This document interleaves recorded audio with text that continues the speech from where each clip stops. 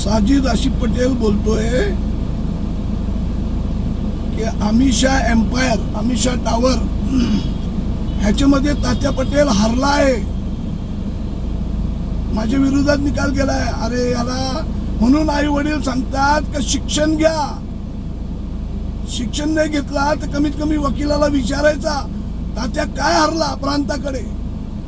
तात्यानी delay condolence दाखल केला होता, कारण प्रांताने विचारला की एवढे वर्ष तुम्ही का दाखल केला नाही, तर पहिले डिले दाखल करा. डिले रिजेक्ट होण्याने काय होत नाही. आता यांना हायकोर्ट या ठाणे सेशन कोर्ट कुठलं तरी या साजिद पटेलला 3 नोटिसा आल्या.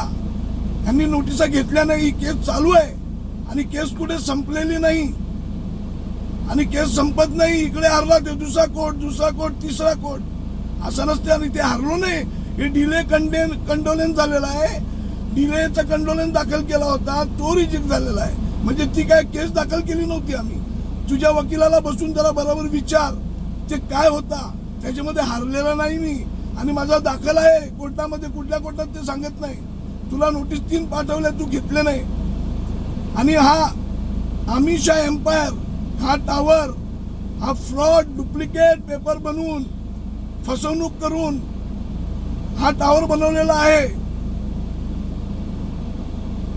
आणि याचे आम्ही 4 कुल मालक आहेत. एक आदिवासी अनुसाया आहे, तिचीही फसवणूक केली. एक सुलतान रब्बानी भाबे, त्याचेही डुप्लिकेट सह्या मारून फसवणूक केली. आणि चौथा मी आहे. माझाही 7-12 मधून साधी पॉवर ऑफ अटर्नी कुठून बनवून त्याच पॉवर ऑफ अटर्नी आधारे 7-12 मधून आमची नावं कमी झाली. साधी notary general power of attorney. म्हणजे किती मोठा फ्रॉड. यांनी आमच्यावर मोकाची कारवाई 2-3 बिल्डर हाताशी धरून मोकाची कारवाई करून खोटी केस बनवून माझे 500 कोटी रुपयाचे प्रॉपर्टी कब्जा केले त्याने.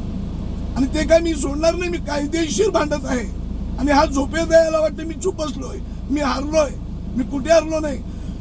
आणि अमिषा एम्पायरचे मध्ये ज्या लोकांनी फ्लॅट घेतल्यात त्यांनी परत पैसे मागावी, कारण आज नाही उद्या हा डेमोलिश होणार आहे.